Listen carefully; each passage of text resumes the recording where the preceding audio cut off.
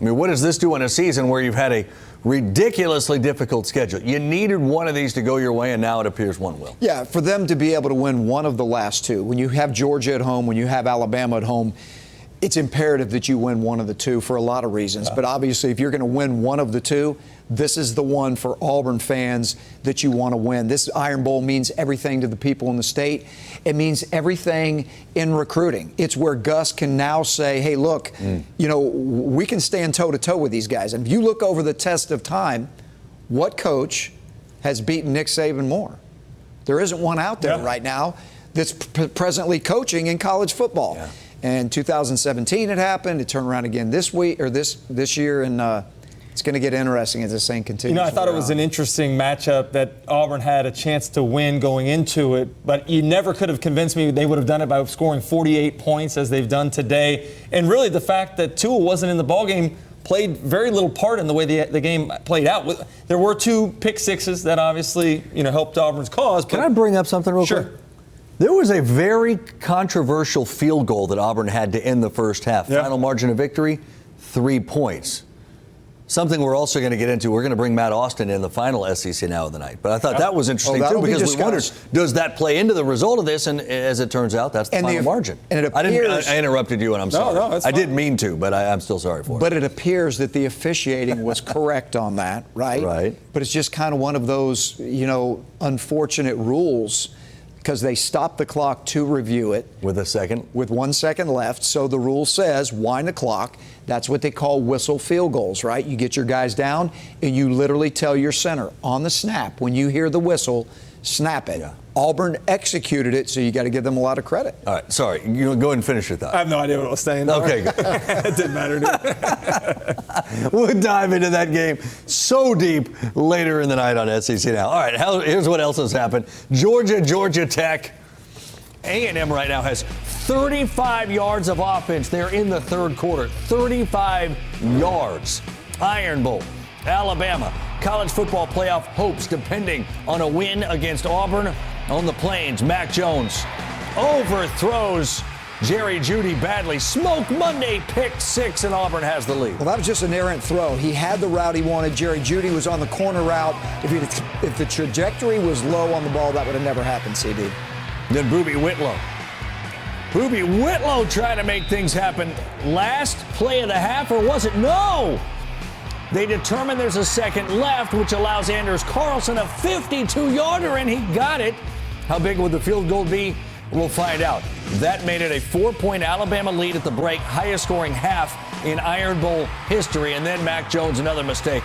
This one a pick at the goal line, return to the house. Zacoby McClain, second pick six. Yeah, not only is that the second pick six, but a 14-point swing right there. Alabama's going down the field to take control of the ball game, or what you felt like was control, and all of a sudden the momentum swings right back to the other sideline. Last chance for the Tide, 2 minutes to go. Fourth and goal, and he shanks it off the upright.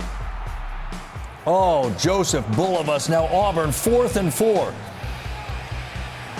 Lining up as though they're going to go for it, but look, they line the punter up as a receiver. There's all kinds of communication from Alabama.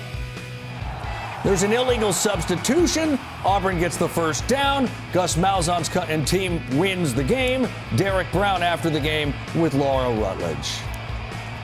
Derek, what was this Iron Bowl like for you? The best one since I've been here. It's my senior night. We were able to come out here and get a win. Thanks to offense putting up all those points. We were able to stay strong on defense in the fourth quarter, and we came out victorious tonight. What is it about this team? All year long, everyone's talked about your defense that you've been such a big part of. Why were you able to win this one today? Man, we got special coaches, man. All credit to our full defense, man. All to the offense, special teams. We were able to put it all together tonight, and we were able to come out victorious. With 2 minutes to go, you saw Alabama miss a field goal. What were you thinking in that moment? Man, we knew that we had to make some play, and if we had to go back out on the field, we want to go back out on the field. Okay, how would you describe this right now? It's like a party down here on the field, and everybody's stormed it. It's 87,400 of my closest friends. And how are you going to get out of here? I'm about to dance my way out somehow. Congratulations. Thank you. All right, couple notes here. 13 Alabama penalties, most in a game ever under Nick Saban.